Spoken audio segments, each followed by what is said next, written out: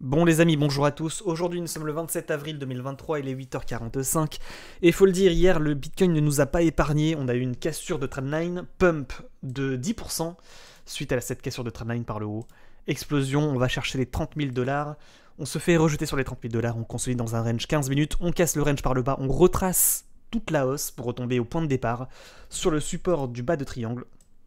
Et on fait ce qu'on appelle un pump and dump de 10% pour siphonner l'ensemble des stop-loss de toutes les personnes qui avaient rechargé ici, et pour finalement faire un piège acheteur, puis un piège vendeur, puisqu'au final, piège acheteur ici, tac, on revient au point de départ, piège vendeur, puisqu'on revient ensuite à 29 000 $, et là on vous fait complètement capituler. J'ai capitulé, on va pas se mentir, sur un mouvement comme ça, j'étais bien content d'avoir acheté ici, j'avais déplacé mes stops aux environs, vous l'avez vu hier sur Twitch, aux environs des 27 800 $, puis 28 000 et quelques.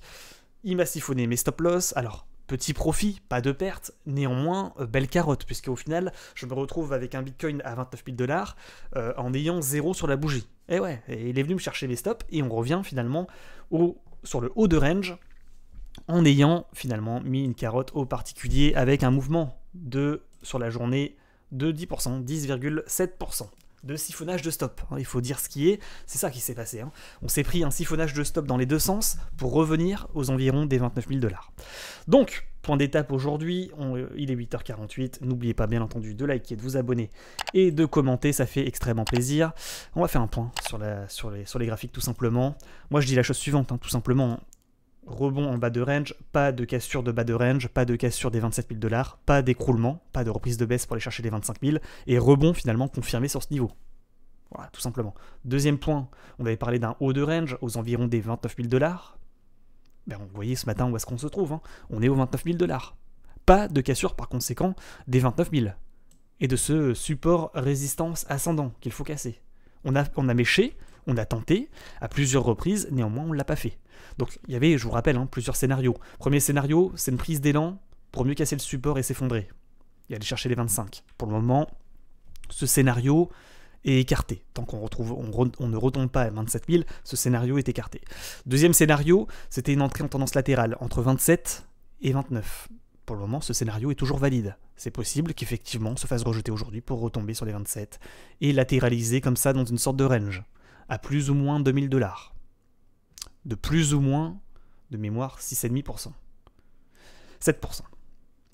Troisième scénario, on arrive à casser ce niveau pour aller rechercher les objectifs de cours à, premièrement, 30 500 $, voire 31 000 $, le dernier plus haut.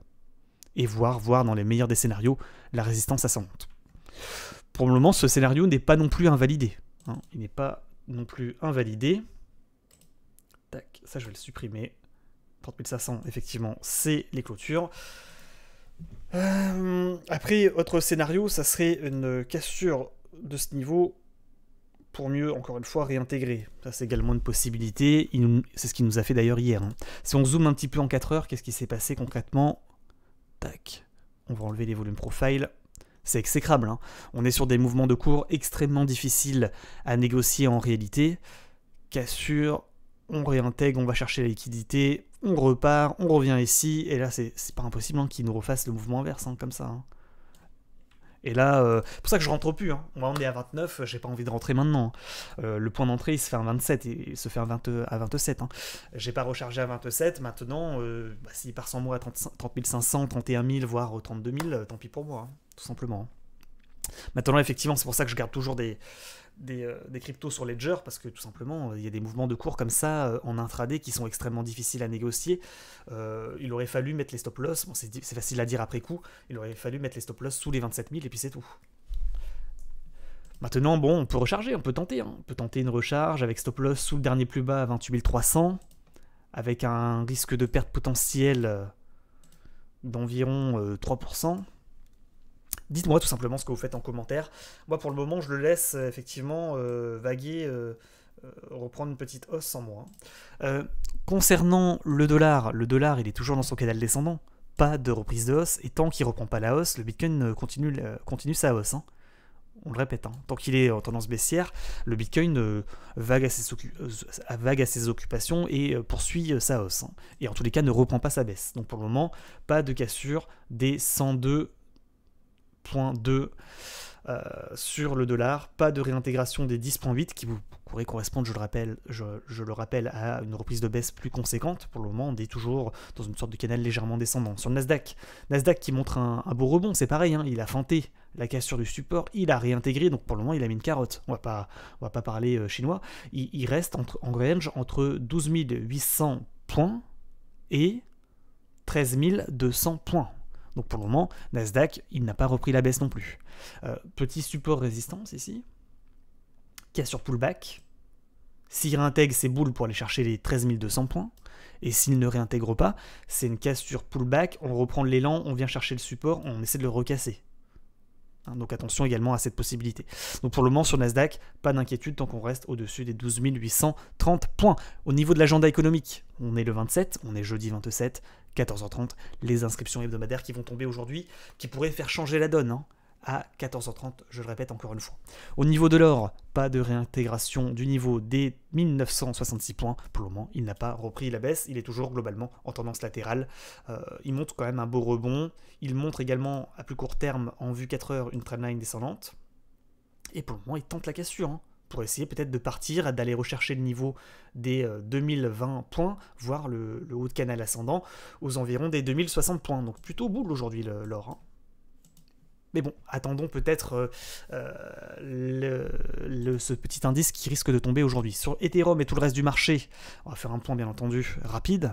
Combien de minutes de vidéo? On est sur du 6 minutes 40 avant d'aller au travail. Petit point d'étape effectivement sur les marchés. Ethereum est sur le Bitcoin, non? Moi je remarque la chose suivante sur Ethereum. Support, pas de réintégration. Résistance, pas de réintégration. Il a ni repris la hausse, ni repris la baisse. Il fait des mouvements de cours comme ça, qui sont difficiles à négocier, et il ne prend pas réellement de décision de reprise de hausse ou de reprise de baisse. On est toujours finalement en range. Si on devait conclure, à mon avis, on est dans une sorte de range comme ça, entre, vous le voyez, 1800 points et les 1910 points. Sur BNB, rejet, il faut le dire, à 340$. XRP, c'est bon, sur tous ces altcoins, on a eu ces mouvements de cours, hein, de haut bas que nous a fait le Bitcoin. Hein. Néanmoins, sur XRP, on peut dire la chose suivante, je pense, qu'il n'a pas cassé son support des 0,446 points. Dog, pareil, ça bouge pas, hein. Ça fait 5 jours, 6 jours, 7 jours que ça ne bouge absolument pas. On est en train de tester le support sans pour autant le casser, hein, pour le moment sur Dog. Ensuite, Ada Cardano, il montre un beau rebond sur trendline ascendante, il revient chercher la résistance à 0,42. Il n'arrive pas à casser aujourd'hui les 0,42 pour le moment en tout cas. Matic, rebond sur support ascendant long terme, néanmoins pas de rallye aussi encore une fois aujourd'hui. Le DOT qui martèle le support à 5,83. Le TRX qui martèle également son support à 0,0648. Pour le moment, pas de cassure de ce support pour réintégrer et retomber à 0,0588, mais néanmoins, ça reste quand même assez inquiétant. De manière générale, les graphiques ne sont pas forcément très encourageants. On n'est pas sur des cassures de résistance, on est sur des maintiens au niveau des supports, sans cassure de support, c'est vrai, mais on est en train de jouer encore une fois avec le feu. Sur Chip, c'est pareil, on ne casse pas le support à 0,1, pour le moment ça tient. Le LTC, pareil, il ne casse pas son canal ascendant long terme et son support important aux environs des 83,80. Le NIR, pareil, il montre un petit rebond, siphonnage de stop, mais il reste sur son support à 1,84. Et puis voilà, hein, tout simplement, on a l'ensemble des graphiques, même VeChain, on le voit, et Atom, qui sont également sur leur support, et qui pour le moment ne cassent pas leur support. Sur EGLD, pour le moment, ça ressemble à un pump and dump, hein, tout simplement. Il rebondit sur le support à 38,60, il vient chercher le haut de range à 50,14, il se fait rejeter, il commence à retracer, attention à la retombée. Pour le moment, pas de cassure, si je devais conclure, de la résistance à 50,14. Donc attention à cet éventuel pump and dump pour revenir effectivement également au point de départ. Voilà les amis, bon, j'espère que vous n'avez pas perdu trop de plumes, hein, sur ce mouvement hier sur le Bitcoin. On verra comment sera la journée aujourd'hui avec cassure ou non des 29 000 $, et effectivement peut-être une entrée en tendance latérale entre 27 et 29. Pour le moment, on n'a pas réellement la réponse. Attention encore une fois aujourd'hui à 14h30 pour cet indice des inscriptions hebdomadaires aux allocations chômage aux États-Unis qui en général marque une volatilité. Je vous souhaite à tous et à toutes une excellente journée, 10 minutes de vidéo. Je vous dis à très bientôt, n'oubliez pas de liker et de vous abonner, et à bientôt sur YouTube et sur Twitch. Ciao ciao.